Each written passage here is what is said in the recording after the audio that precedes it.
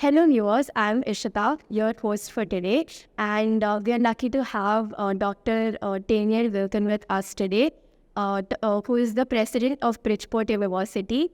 Dr. Danielle Wilken has pursued her undergrad in biology and clinical laboratory science and her master's in health policy and management before attaining her doctorate degree in educational leadership from the Harvard University.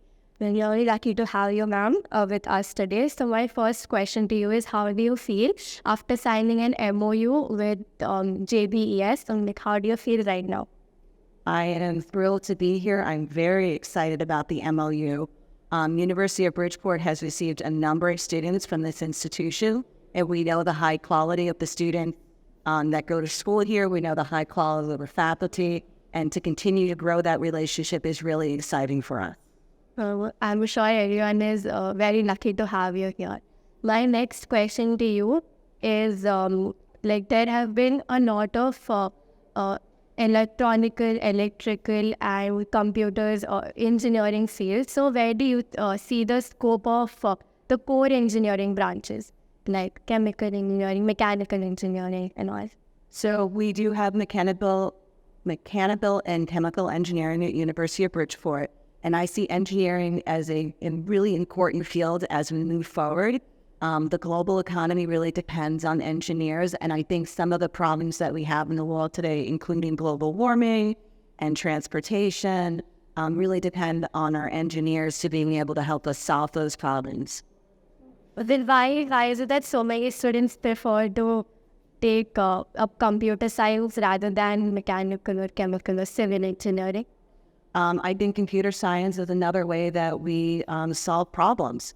Computer science really is a focus of how do we get information, share information, and collect that data and make good decisions. And so all of computer science really plays into that problem solving of the major issues in the world today. Yeah. And do you think AI is in the boom and will take up the jobs of people?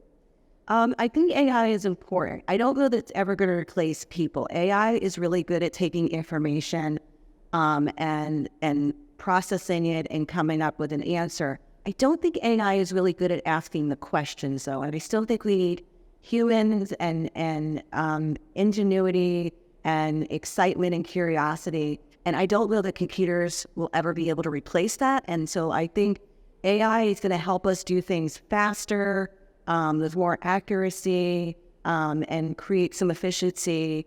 But I don't think it's ever going to replace humans because we need human curiosity and human questions to be able to solve these problems. Yeah. And can you throw some light on your university and how it is different from other universities? Is located in Connecticut, in the United States. We're about halfway between New York City and halfway between Boston. We are about 4,000 students. About 1,700 of those students are international students. About 90% of those students come from India, and many of them come from Hyderabad and this university. We have really strong career-focused programs, so all of our students are prepared to work in the global economy when they graduate because we're a diverse university that has international students and students from all over the world, plus domestic students. Our students are used to working in teams and working with different cultures and working with different ideas. We recently sent a group of students to Texas. We had a solar eclipse in the United States, and they worked on a project where they were supporting NASA, and they trained other universities in the United States on how to collect that information through our engineering program. We had engineers, mechanical engineers, chemical engineers, teachers STEM teachers working on that project. We had communication majors working on that project.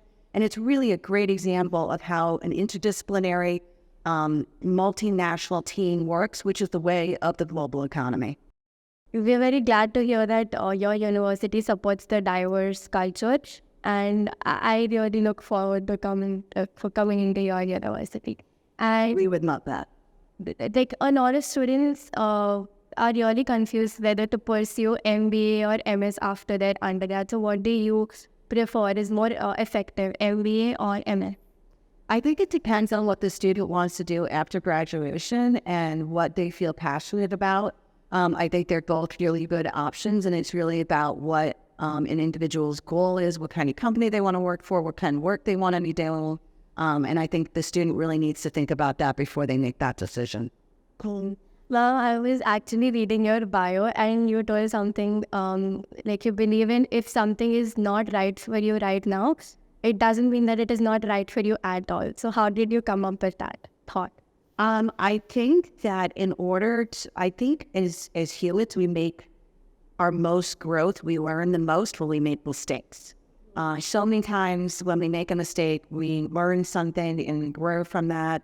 And so I think it's really important to be willing to try things, to be able to make a mistake, sometimes to even fail and to pick yourself up and to show resilience and to show growth and to move forward. And so, and I also, in my doctoral work, in my doctoral research and education, I spent a lot of time learning about universal design for learning, which is a way in which students learn. And we know that brain diversity and neurodiversity means that everybody's going to do things differently.